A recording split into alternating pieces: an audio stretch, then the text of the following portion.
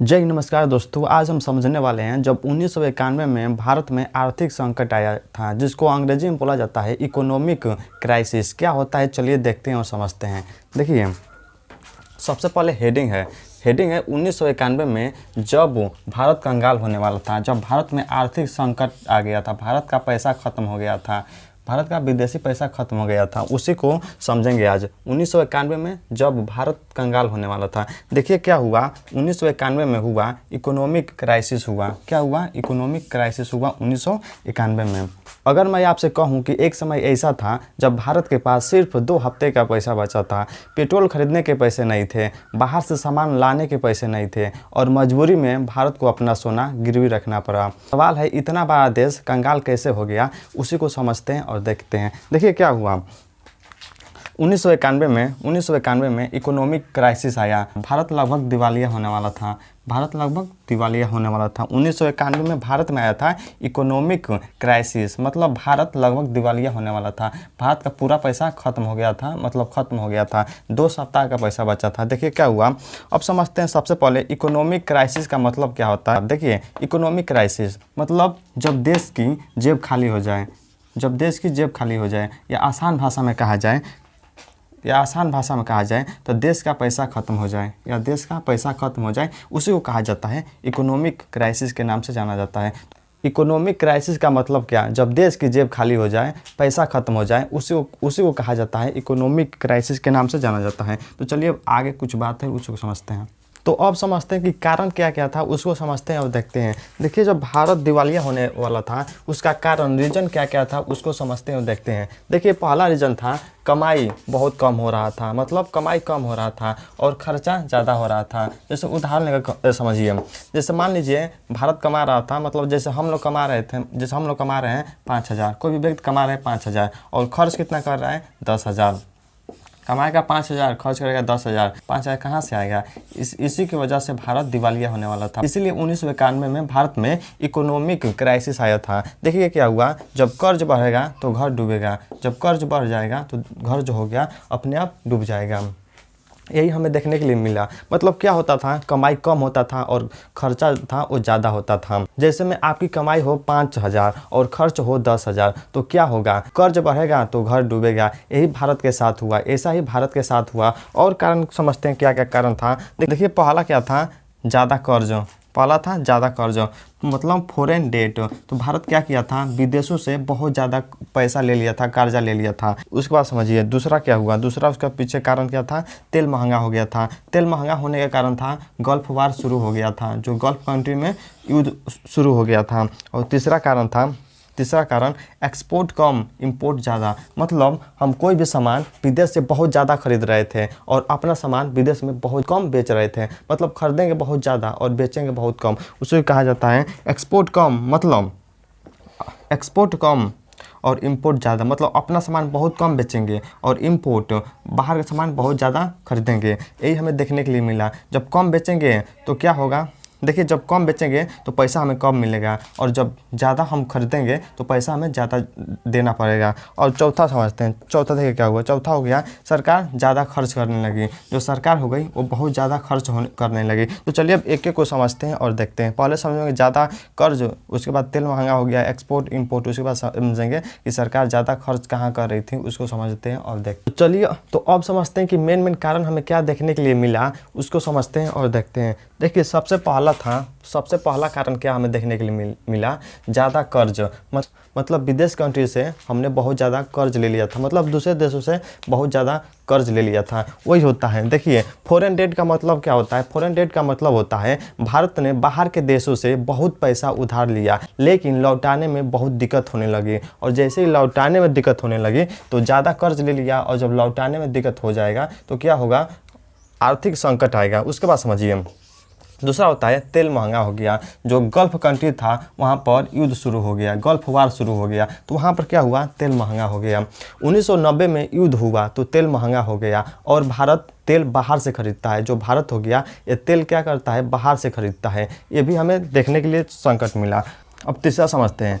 तीसरा देखिए एक्सपोर्ट कम हो गया, मतलब जब मतलब समझिए एक्सपोर्ट कम हो गया, इंपोर्ट ज़्यादा हो गया। मतलब हम अपना सामान बहुत कम बेचते थे और विदेशी सामान बहुत ज़्यादा खरीदते थे, इसीलिए एक्सपोर्ट मतलब कम हो गया और इंपोर्ट बहुत ज़्यादा हो गया। इंपोर्ट बहुत ज़्यादा हो गया। एक्सपोर्ट का मतलब होता है बाहर बेचना, एक्सपोर्ट का मतलब होता है अपना सामान बाहर बेचना, और इंपोर्ट का मतलब होता है दूसरे देश का सामान अपने देश में खरीदना। एक्सपोर्ट मतलब अपना सामान बेचना और इंपोर्ट दूसरे देश से सामान अपने देश में लाना। हम खरीद ज़्यादा रहे थे, बेच कम रहे थे। जब खरीदेंगे ज़्यादा और बेचेंगे कम तो नुकसान होगा ही। पैसा बाहर जा रहा था, जो हमारा पैसा था वो क्या हो रहा था, दूसरे देशों में बाहर जा रहा था, बाहर जा रहा था। अब चौथा समझते हैं। देखिए चौथा क्या हुआ, सरकार खर्च ज़्यादा करने लगी। जो सरकार हो गई एक खर्च बहुत ज़्यादा करने लगी। जो सरकार थी एक खर्च बहुत ज़्यादा करने लगी। सरकार खर्च तो बहुत कर रही थी लेकिन कमाई उतनी नहीं हो रही थी। सरकार कह रही थी सरकार तो खर्च बहुत ज़्यादा कर रही थी लेकिन कमाई जितना खर्च कर रही थी उतना कमाई नहीं हो रहा था। यही हमें मेन कारण देखने के लिए मिला। तो चलिए अब समझते हैं फॉरेन रिजर्व। मतलब फॉरेन रिजर्व क्या होता है। देखिए फॉरेन रिजर्व केवल 2 हफ्तों का बचा था। जो फॉरेन रिजर्व हो गया केवल 2 हफ्तों का बचा था। जो फॉरेन रिजर्व था केवल 2-3 हफ्ते का बचा था।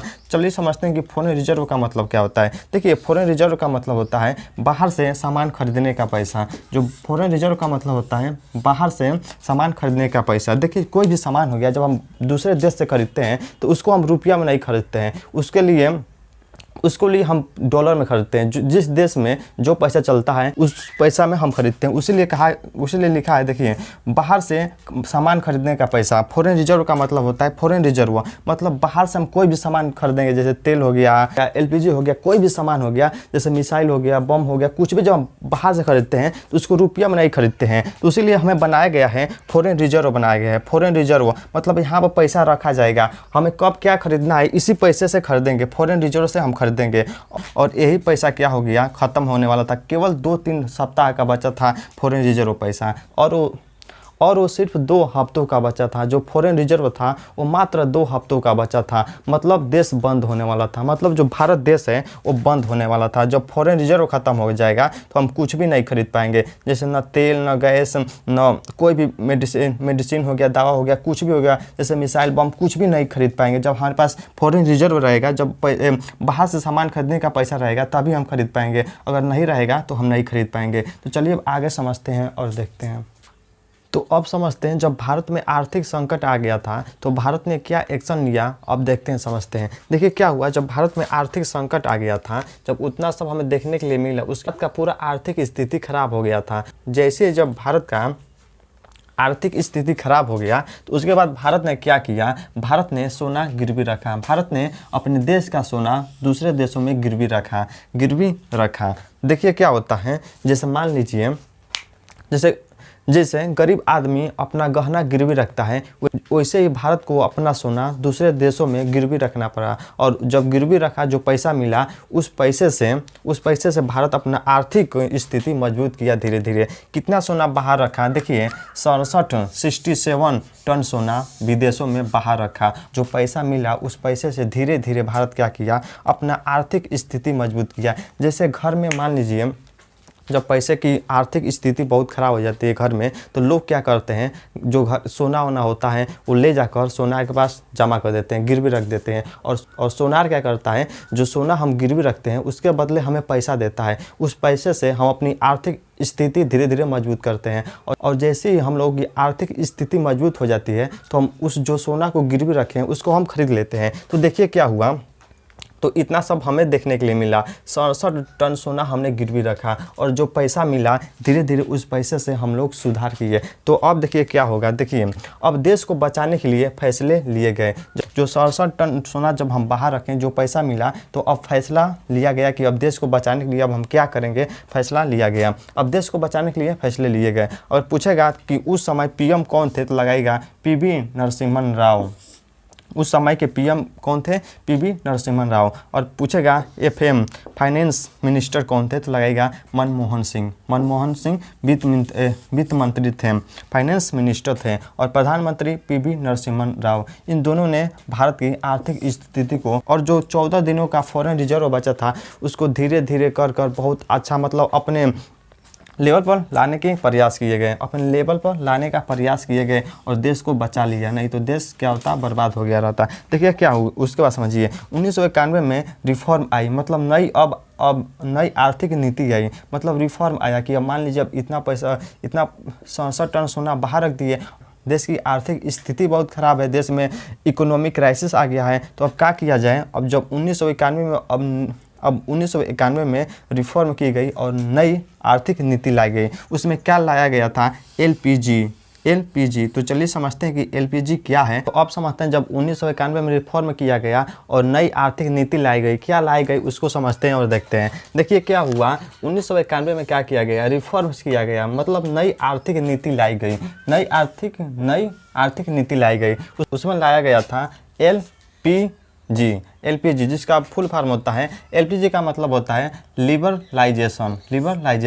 लिबरलाइजेशन का मतलब होता है, देखिए लिबरलाइजेशन का मतलब होता है सरकार का कंट्रोल कम हुआ। पहले क्या होता था, सरकार हर चीज़ में अपना कंट्रोल बनाना चाहती थी, और जैसे एलपीजी लाया तो इसमें क्या किया गया, लिबरलाइजेशन में सरकार का कंट्रोल कम हुआ। उसके बाद दूसरा समझिए, दूसरा होता है प्राइवेटाइजेशन का मतलब क्या होता है उसको समझते हैं। देखिए उसके बाद क्या हुआ, प्राइवेट कंपनियों को मौका मिला, जितने भी प्राइवेट कंपनियां थी उन सबको मौका मिला कि अब तुम भी लोग व्यापार कर सकते हो। पहले क्या होता था, सिर्फ सरकार पूरा कंट्रोल बनाना चाहती थी, सब जितना काम होता था सरकार कर देती। जैसे एलपीजी लाया गया, लिबरलाइजेशन मतलब क्या हुआ, लिबरलाइजेशन का मतलब हुआ सरकार का कंट्रोल पूरा कम हो गया, और प्राइवेटाइजेशन मतलब अब जो प्राइवेट कंपनियां हो गई वो भी अपना व्यापार कर सकती हैं। उसके बाद तीसरा होता है ग्लोबलाइजेशन क्या होता है ग्लोबलाइजेशन उसको समझते हैं। देखिए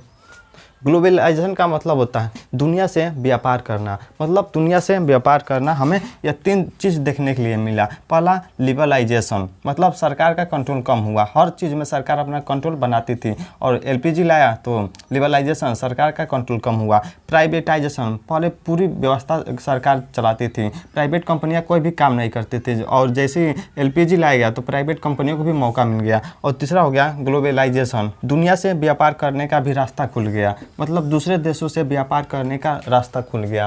पहले दुकान खोलने के लिए हमें 100 चक्कर लगाने पड़ते थे, और जैसे एलपीजी लाया गया तो क्या हुआ, अब दुकान आसानी से खुल गया। और जैसे ही दुकान आसानी से खुल गया तो क्या क्या हमें देखने के लिए मिला, एलपीजी लाया गया था तो सबसे पहले जॉब्स वृद्धि हो गया, मतलब प्राइवेट कंपनी अब आकर बिजनेस कर सकती हैं। ग्लोबलाइजेशन, विदेश की कंपनियां भी आकर मतलब व्यापार कर सकती हैं, तो जॉब्स क्या होगा, भारत का इंक्रीज होगा, बहुत से लोग जॉब्स करने लगेंगे। फॉरेन इन्वेस्ट आया, मतलब बाहर की कंपनी अब आकर भारत में व्यापार करने लगेंगे, तो फॉरेन इन्वेस्ट आए। उसके बाद समझिए आईटी सेक्टर में वृद्धि हुआ, जो भारत का आईटी सेक्टर था उसमें वृद्धि हुआ। और चौथा हुआ इकोनॉमिक ग्रोथ, धीरे धीरे इकोनॉमिक ग्रोथ हुई और भारत तो अपना आर्थिक स्थिति धीरे धीरे सुधार लिया। याद रखिए जिस देश को अपना सोना गिरवी रखना पड़ा था, आज वही देश दुनिया की सबसे तेज़ी से बढ़ती इकोनॉमी है। इसलिए समझो, गलती से सीखो और आगे बढ़ो। देश भी एक घर जैसा होता है, अगर घर बिगड़ेगा तो देश भी बिगड़ेगा। अगर आप लोगों को 1991 की इकोनॉमिक क्राइसिस समझ में आया तो कमेंट कर जरूर बताएं। जय हिंद, नमस्कार।